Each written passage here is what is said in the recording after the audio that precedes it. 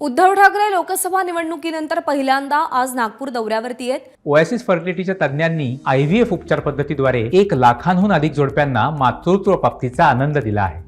मोफत appointment book करण्यासाठी आजच संपर्क साधा। या दौऱ्यादरम्यान ते पूर्व विदर्भातील पदाधिकाऱ्यांसोबत दुपारी 12 ते संध्याकाळी 5 पर्यंत आढावा बैठक घेणार आहेत। त्यानंतर कळमेश्वर इथे छत्रपती शिवाजी महाराज यांच्या अश्वारूढ पुतळ्याचं उद्धव ठाकरेंच्या हस्ते उद्घाटन होईल आणि संध्याकाळी 6 वाजता उद्धव ठाकरेंची जाहीर सभा होणार आहे।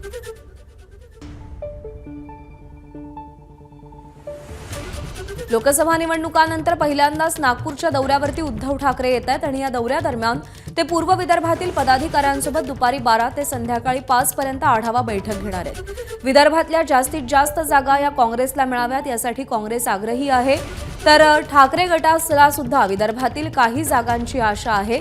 त्यामुळे या सगळ्या दौऱ्यादरम्यान उद्धव ठाकरे या सगळ्या संदर्भात काही चर्चा करतात का हे पाहणं देखील महत्त्वाचं आहे। तुषार कोहळे आपले प्रतिनिधी आपल्याला अधिक अपडेट देतील। तुषार, कसा दौरा असेल उद्धव ठाकरेंचा नागपूरमधला? जर का आपण बघितलं तर लोकसभाच्या निवडणुकीनंतर उद्धव ठाकरे यांचा हा पहिला नागपूर दौरा असणार आहे। आज ते सकाळला 10 वाजता साधारण नागपूरमध्ये पोहोचेल। त्यानंतर हॉटेल रॅडिसन ब्लू येथे विदर्भातील 28 विधानसभा मतदारसंघाचा ते आढावा घेणार आहे। यामध्ये नागपूर जिल्ह्यासह पूर्व विदर्भातील भंडारा, गोंदिया, चंद्रपूर, गडचिरोली या जिल्ह्याचा देखील सहभाग असणार आहे। आणि महत्त्वाची गोष्ट की आज सायंकाळला कळमेश्वर येथे छत्रपती शिवाजी महाराज यांचा पूर्णाकृती जो पुतळा आहे त्याचा अनावर सोहळा उद्धव ठाकरे यांच्या हस्ते होणार आहे। एका शैक्षणिक संस्थेने हा पुतळा अनावरणाचा सोहळा ठेवलेला आहे आणि त्यासाठी उद्धव ठाकरे यांना बोलावलेलं आहे।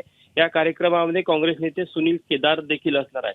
पण उद्धव ठाकरे यांच्या दौऱ्याचं महत्त्व हे देखील आहे की ते या सोहळ्याच्या आधी 28 विधानसभेचा जो आढावा घेणार आहे त्यामध्ये साधारण कालच भास्कर जाधव यांनी सांगितलं होतं की विदर्भात आम्ही जवळपास 10 विधानसभा जागांची मागणी केलेली आहे आणि तितक्या लढण्याची आमची तयारी आहे। त्यामुळे आजच्या या दौऱ्यामध्ये बरोबर आहे तुषार, एकीकडे तू सांगतोयस की ठाकरे गट विदर्भातल्या काही जागांवर आग्रही आहे, तर काँग्रेस देखील विदर्भातल्या जागांसाठी आग्रह धरून आहे।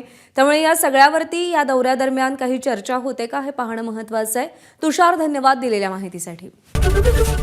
ABP माझा, उघडा डोळे बघा नीट।